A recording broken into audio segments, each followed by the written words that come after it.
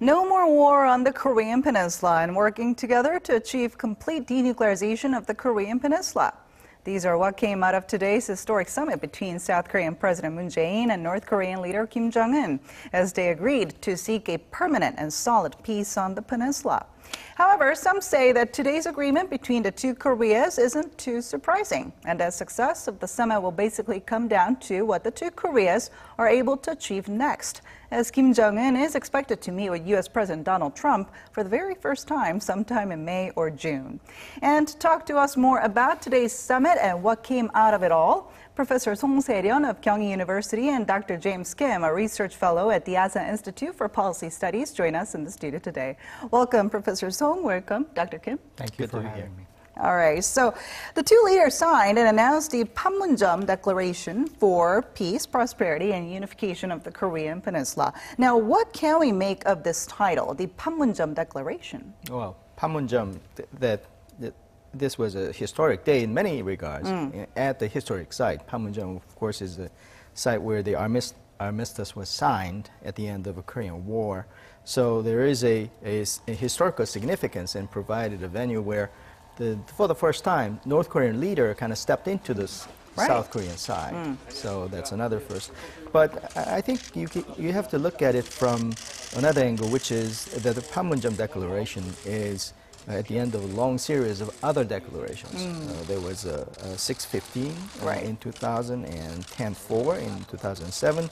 And they're a result of six-party talks, a couple of agreements as well. So this is a continuation of those kind of long trend in talking about key issues. Now, I'll just like to add to what Professor Song just said.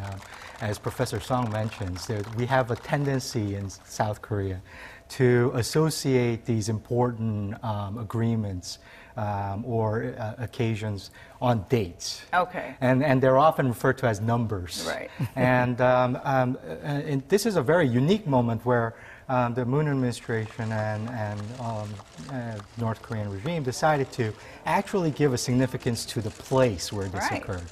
And to that extent, I think it's somewhat important. And if you look in history in other places where important agreements happen, for instance, in places like Bretton Woods, for instance, there's a tendency for other Western nations to put significance on that place. Right. So I think it's important to note that there's a recognition here about the importance of where this occurred, and that that place, as Professor Song talked about, carries a lot of meaning and symbolism.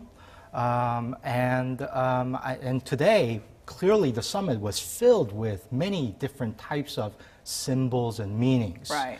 And these two leaders were not only talking orally and speaking out and in writing, but they were also showing the world through their action and also these symbols. And clearly, Panmunjom has that kind of significance here. And I think going forward and several years from now, looking back in history, I think President Moon would like the people of the world to remember this particular moment when it happened in Panmunjom. Right, instead of April 27th agreement, I guess. All right. Now, I think what was notable is that the two leaders announced a joint statement together for the very first time. Now, what significance does this carry?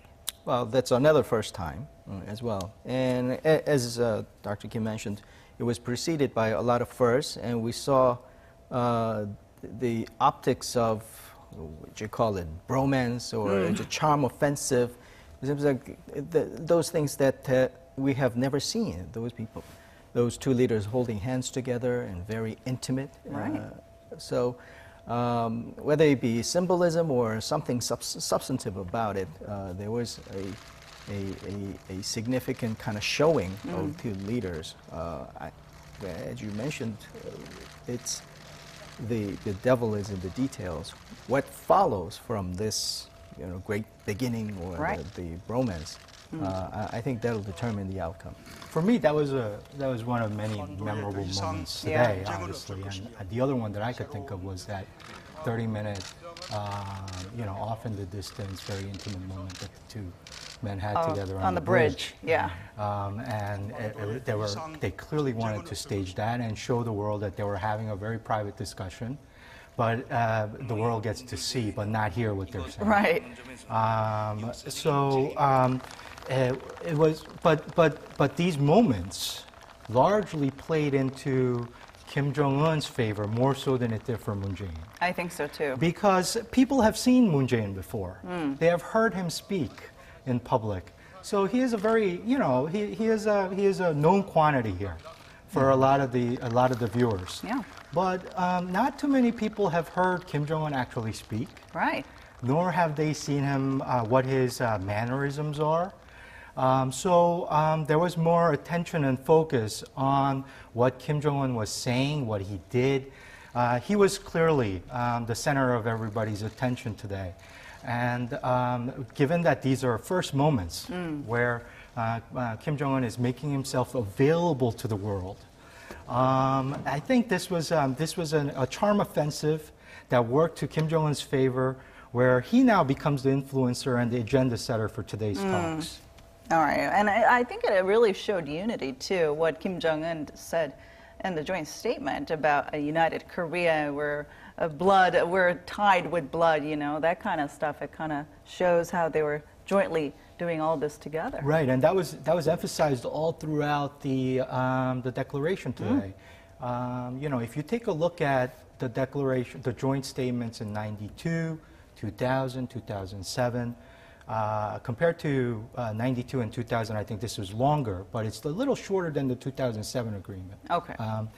But there's more substance there. And one of the three things that they emphasized was this nationhood, the sense of nationhood and blood tie and unity. So some people look at this and say, what does this mean? Does this mean autonomy, that South Koreans are going to decide their own fate for themselves?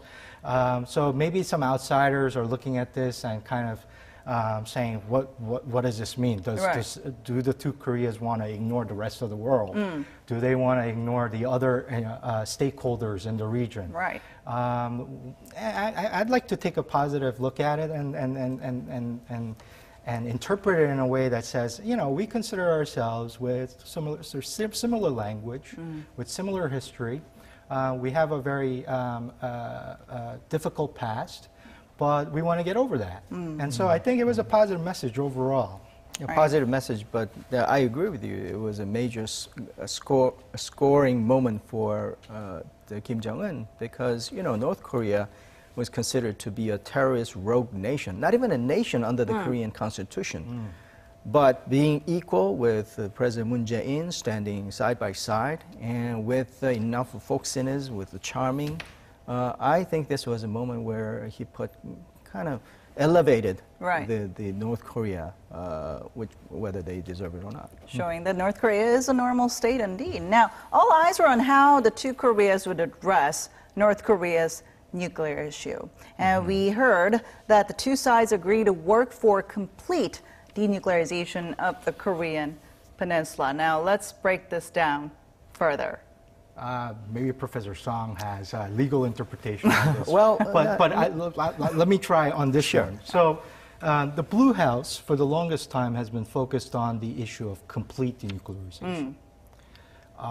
Yes, President Moon has mentioned the Korean Peninsula component before. Yes, the words verifiable denuclearization of the Korean Peninsula was in the six-party talks agreement in 2005. Those words are in there. But there's a specific meaning that the North Koreans attribute to the concept of denuclearization of the Korean Peninsula. Okay. And that concept essentially is not only about denuclearization of North Korea, but denuclearization of the Korean Peninsula to include the nuclear umbrella, which is part of the U.S. ROK alliance, so ROK-U.S. alliance. And does this imply a decoupling of the alliance? Or doesn't it? I'm not sure. Okay. Because President Moon has said this before and his oral statements in the past. As I've mentioned, it was in the six-party talks joint statement.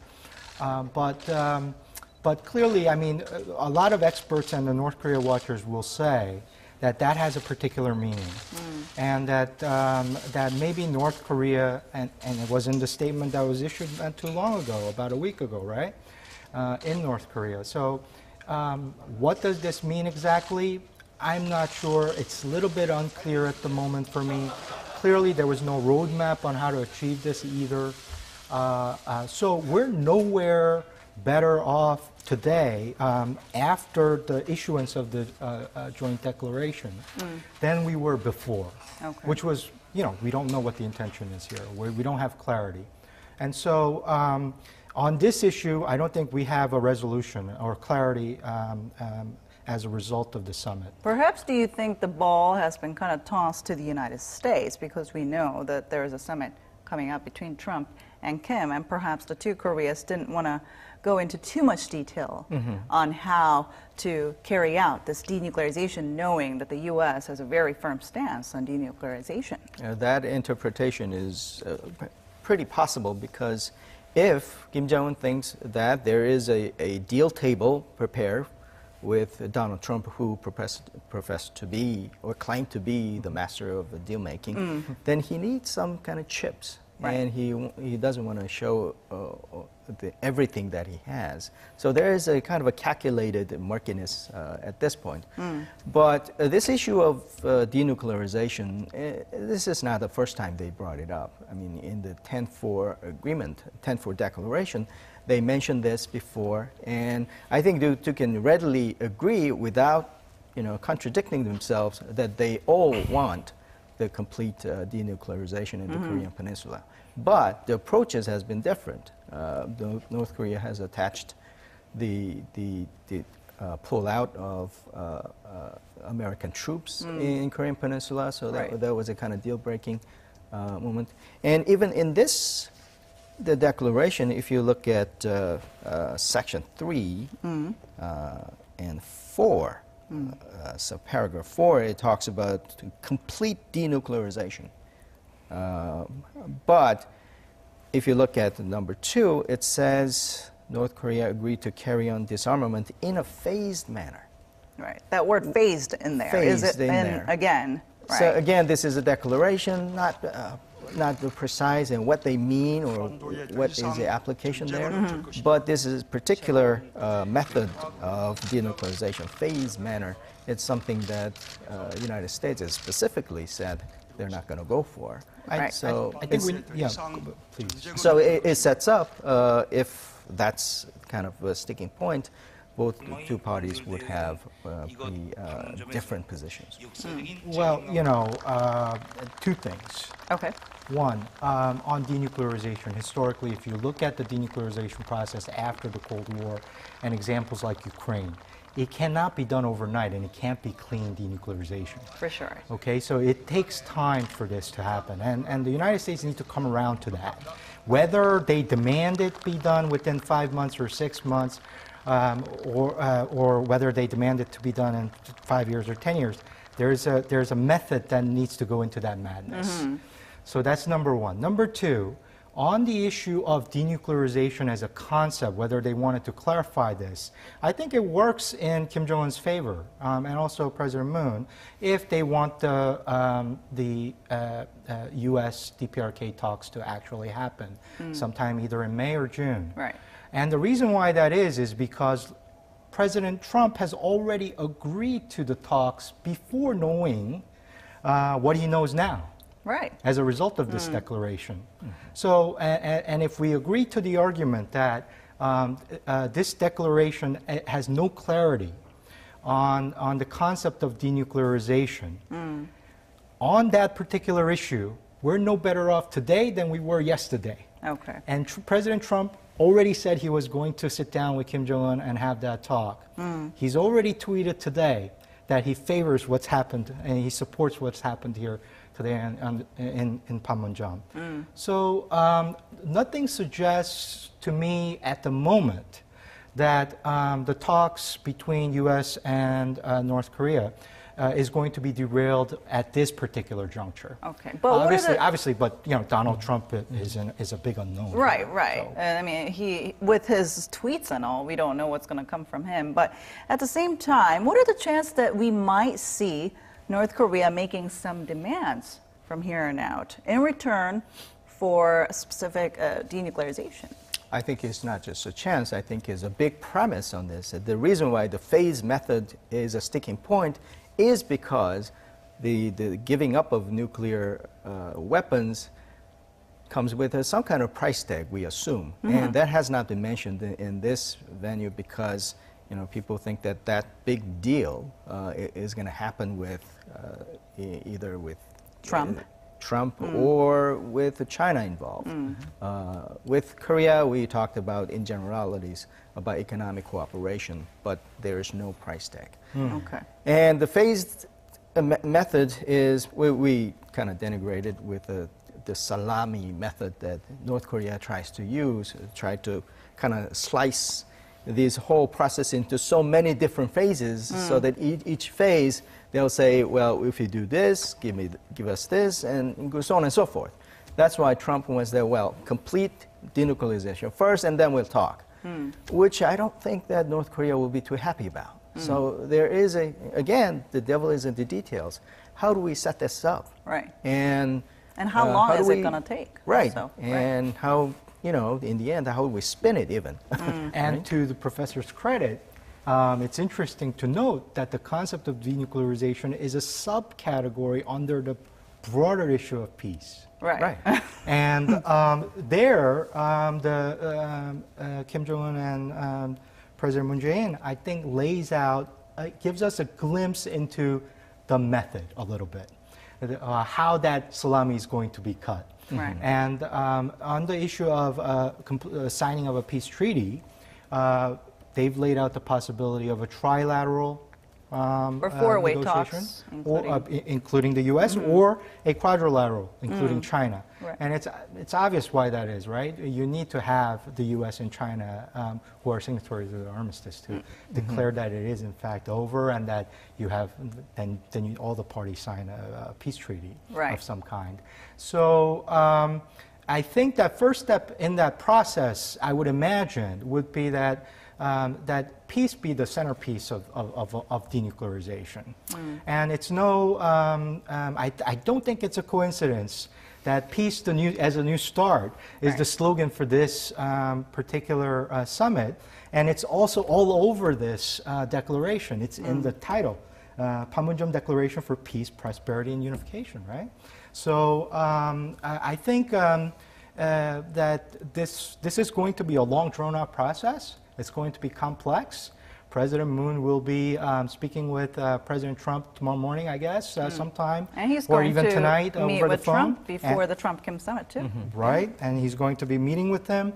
It's going to be diplomacy on hyperdrive before and after the meeting between Donald Trump and Kim Jong-un.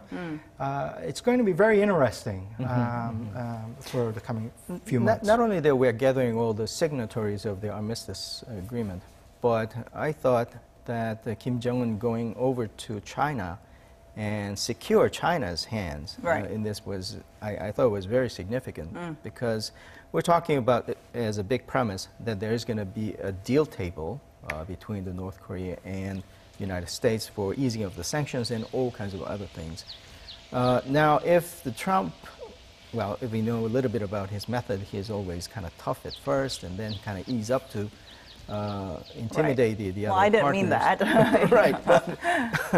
But expecting that, I think that North Korea desperately needed somebody who can act as a white knight or somebody who can act as a go-to person. And they got it with China, and happily China would oblige because without that, China was facing the kind of China passing moment. All right, so definitely denuclearization is an issue that we need to keep our eyes on, obviously. But let's take a look at some of the other aspects from the joint declaration today.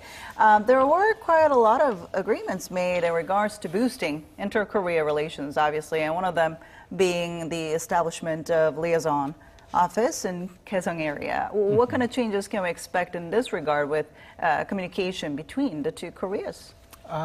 These are all important confidence-building measures in many ways in order to prevent miscommunication and misperception so that tensions don't get out of hand. If we have a moment where there are, accidental escalation. For instance, you could think of an instance where we've seen that recently with the landmine incidents along the DMZ. Whether that was intended or was an accident, putting that aside, if there was a hotline that was working and some of these kinds of confidence-building measures, maybe things might not have gotten out of hand. So these are good in the sense that it's a means towards keeping tensions low and not going on another escalation ladder and for things to get out of hand. But on things like inter-Korean exchange, whether that be separated families, reunion or academic exchanges that could have happened, these are all good, I think, overall. It doesn't hurt to do this. If anything, I think North Korea would be more concerned about the possibility that this could influence the general population in North Korea and that it could work against the North Korean propaganda. Right. But I think these are all hopeful signs that North Korea is making concessions in these regards. Right. It's a tension diffusing mechanism, but also this is something that they talked about before, intent for a declaration. Out of that, there was a Kaesong economic district and also Kumgangsan tour. And they talked about other things like Haeju and other area that we never got to. So I think that this liaison office is expected to kind of restart maybe Kaesong and Kumgangsan tour and also get to other economic cooperation that they didn't get to. But there is one potential problem with establishing this in Kaesong, and that is the issue of how do you get around sanctions if you're going to put the money into making something like this, and how do you operationalize that? Part of the reason why I think this particular agreement does not include an element about any discussion about Kaesong and Mount Kumgang is largely because the leaders know that what the they problems have, are. what the potential pitfalls are there, and that some real smart diplomacy is required and coordination with the United States on this. So I would imagine that President Moon, one of the discussions that he would be having with President Trump on moving forward up to the June or May or June meeting is to grant him the authority to do some of these things that he's laid out in this declaration while keeping the sanctions in place. Because President Moon has already pledged to agree to the pressure tactic the pressure strategy that the Trump administration wants to keep on. So expect to see some more discussion there, just like the kinds of maneuvers and discussions that we had prior to the Winter Games. Right.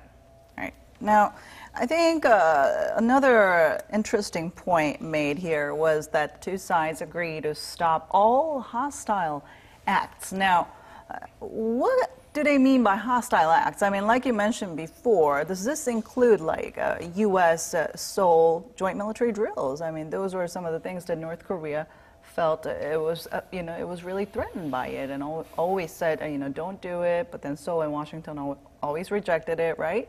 So, I mean, what do they mean by hostile acts? And they said they're going to stop all of it. Right. What's already visible is our loudspeaker propaganda towards North and sending over a lot of little leaflets that have been pushed by some private groups as well. So that has presumably stopped, or the government is urging that to stop.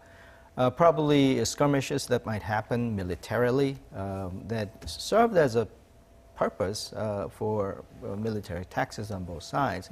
Probably they'll be scaled down or stopped as long as this deal goes through. So I think that those skirmishes is something that we know or not know about will probably scale down from a military point of view. Right, so those were mentioned in the declaration. In addition, there was mentioning there about safe fishing activities and along the NLL. I think that there are many, many things that could potentially go get a little out of hand. And we've seen a lot of that. They've laid out some of that here in the agreement. You can talk about the possibility of scaling up on the deployment of strategic assets near the peninsula. Yeah. Or, as we know, the THAAD battery, which is already here. These are all things that North Koreans have talked about before. And, you know, and they're all variables that can shift depending on how much of a salami piece North Koreans are offering in that round of negotiation. So I think we'll see what all this means as things unfold from here on out. So we know that the two leaders are going to talk to each other more directly through that hotline, which was established before the summit. And President Moon said that he will be visiting Pyongyang in fall. So are we actually seeing these inter-Korean summits on a regular basis? Are we going to see them on a regularly, I guess? There seemed like an intention in the declaration and the kind of a framework they lay out for communication with the two parties. But I think ultimately the solutions, as you mentioned, even the sanctions, those things that they're talking about, is premised upon the scenario where the talk with Trump goes well and the Trump administration influences the UN side as well. So global community kind of ease up on the sanctions, which depends on a lot of showings on Korean Peninsula.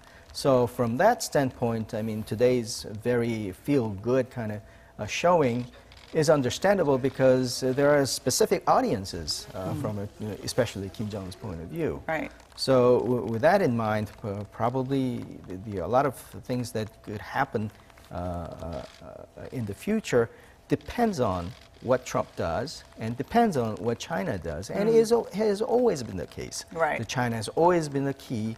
And without the blessing or the cooperation of the United States, nothing has happened so far.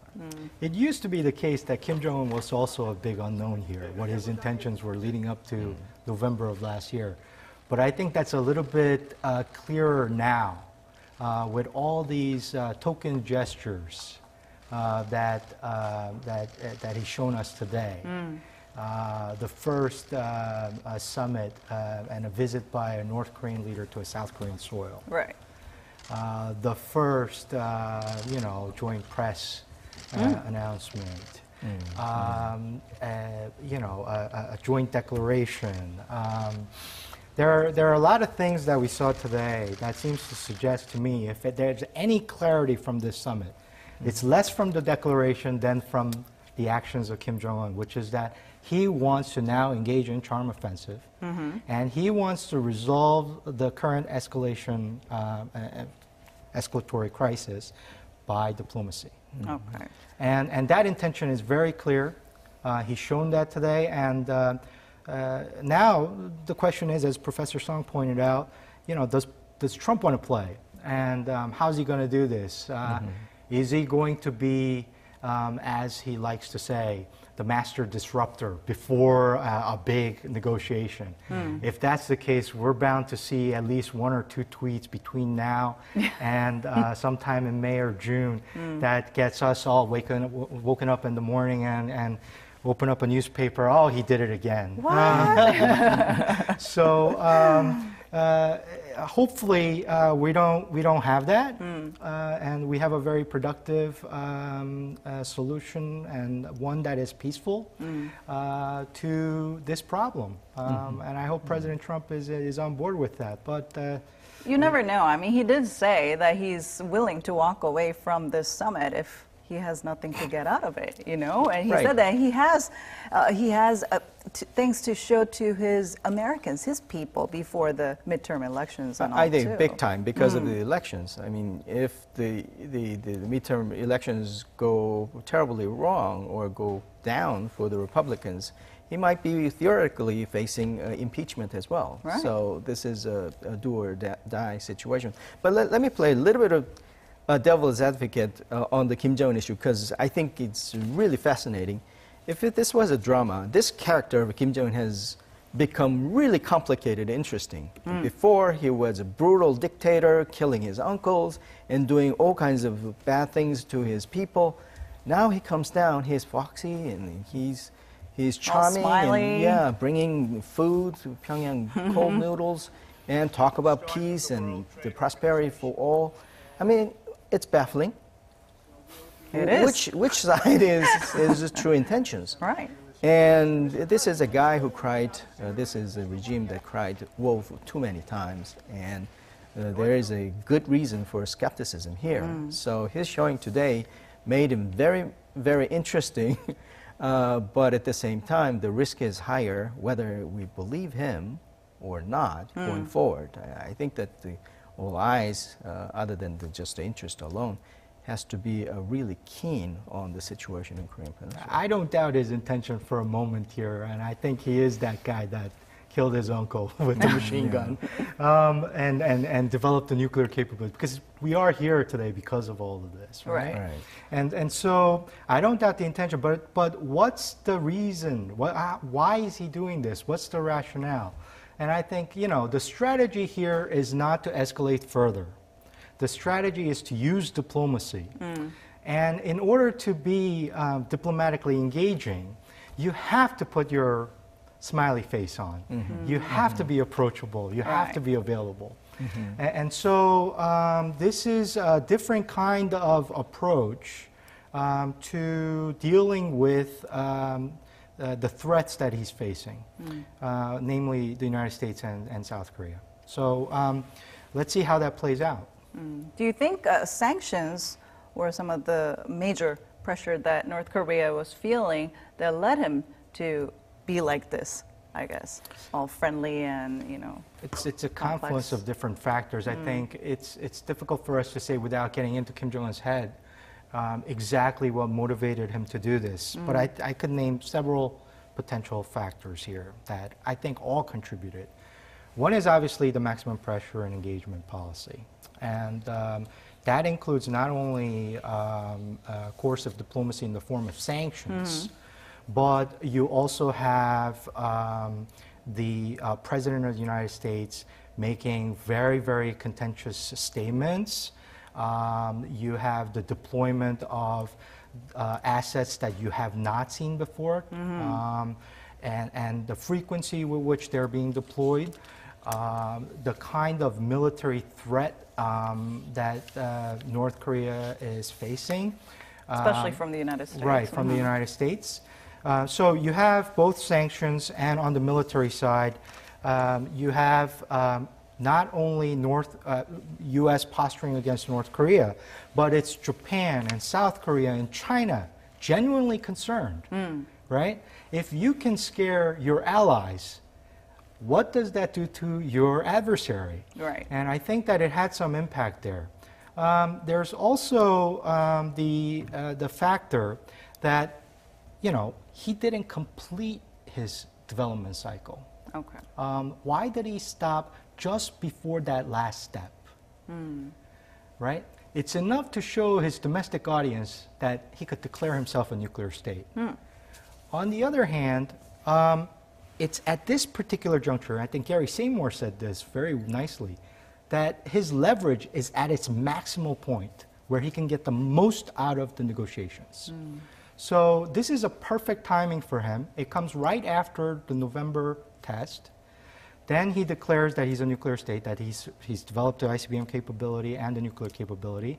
His adversary is still questioning, because without an atmospheric test, they're not going to believe you. Right. But his domestic audience have bought it. And now he wants to negotiate. Okay.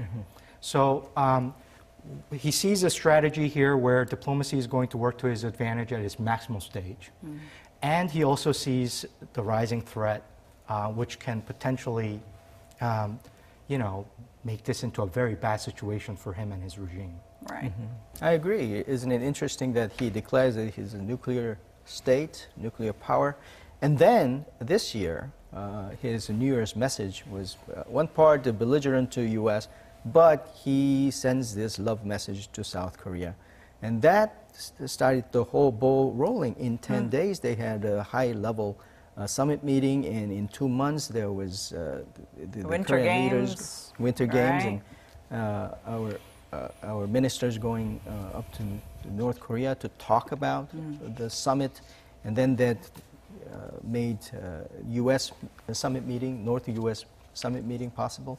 So you can look at it from this angle and say that, well, this is in the old playbook of Kim Jong-un. He waited until he can declare that they're the nuclear power, and then they immediately turn around, and as Dr. Kim said, this is a time to cash out on this. Well, things were progressing very quickly, but let's go back to the joint statement. I mean, there were some mentions of boosting bilateral economic cooperation between the two countries. Tell us more about this. Well, I mean, President Moon has laid out towards the November, end of November, actually early November, excuse me, right before the test, through the Ministry of Unification, his policy on North Korea. And one very important component of that policy, which has 3 objectives, 4 strategies, and 5 principles, is an economic cooperation with North Korea. And a lot of that is actually in here, where he talks about the existence of a sort of an eastern economic belt all along North Korea, primarily on energy. Kyunghee and the rail line has been discussed before, and also along the west coast, manufacturing belt. Connecting that along the DMZ would be some sort of a tourism belt. Okay. So this is all laid out in very nice, fine detail on the Ministry of Unification's website, and you can take a look at that. But in order to do that in North Korea, he needs to have a willing partner in North Korea. Right. And I think he's started down that path. Clearly, Kim Jong-un also is interested and has declared that he wants to focus on the economy now, that he's done with the nuclear component. Right. He did away with his Panmunjom policy, right? Right. Yeah. So let's see where this takes us. But again, there's this very sticky issue of sanctions. How do you get around that problem? And as the issues get bigger and as the stakes get bigger, how are you going to amass the capital and the resources to do this without violating the existing sanctions? So unlocking the key is a Trump meeting and the subsequent meetings with other leaders. So I completely agree.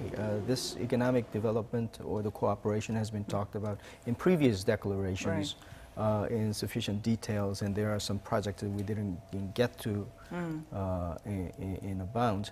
So I think that this time around, the summit meetings are in steps, in phases, leading up to North Korea and the U.S. meeting. So I think that these are all in calculation. I think that this is an opportunity not only for the North Korea, but South Korea as well. Right. So I think that there is a real chance that North Korea will be treated with, I wouldn't say respect, but like a because of normal their state. right, Yeah. because of the nuclear power. Before it was convenient to kind of dismiss them, but now we have to deal with them.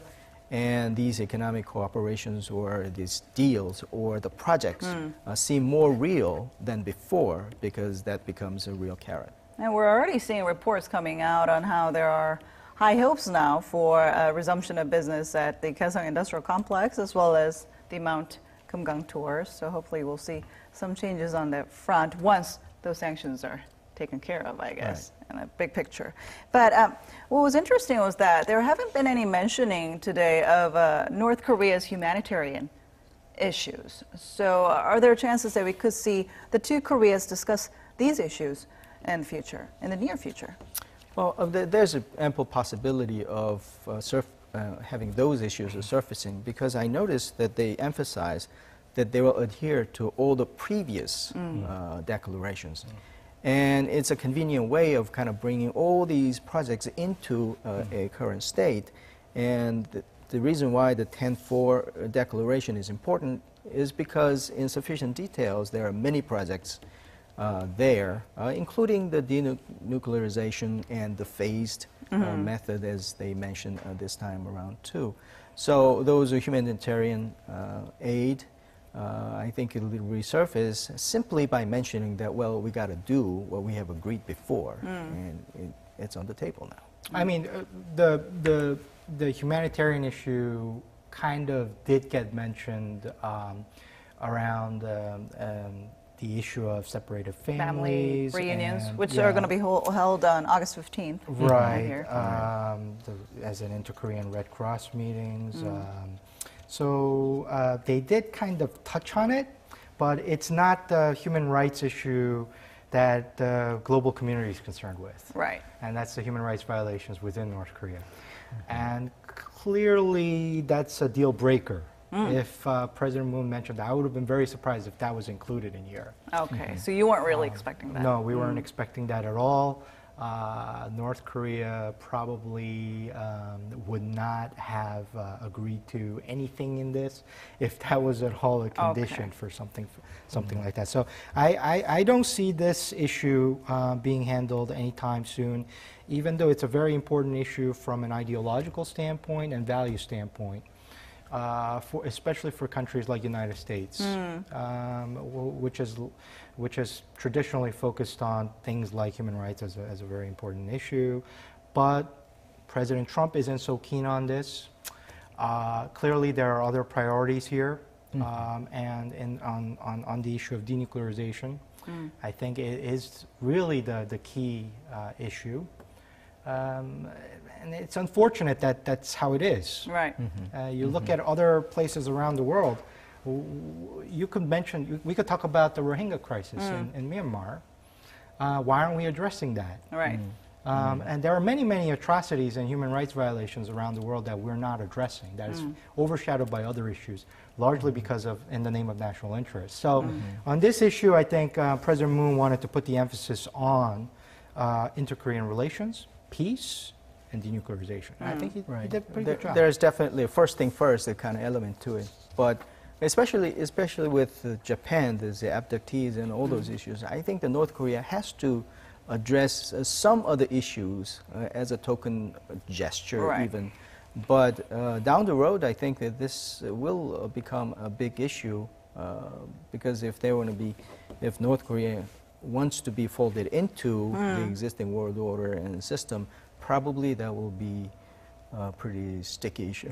Right, so definitely a lot of issues to look forward to, and especially with the Trump-Kim summit still upcoming. And but today was definitely a historic day for the two Koreas, so we'll see what the two Koreas do from here on out. What's important is what's next, right? So we'll definitely keep our eyes on that. Thank you so much for coming in today. Thank you. Well, enjoyed the talk.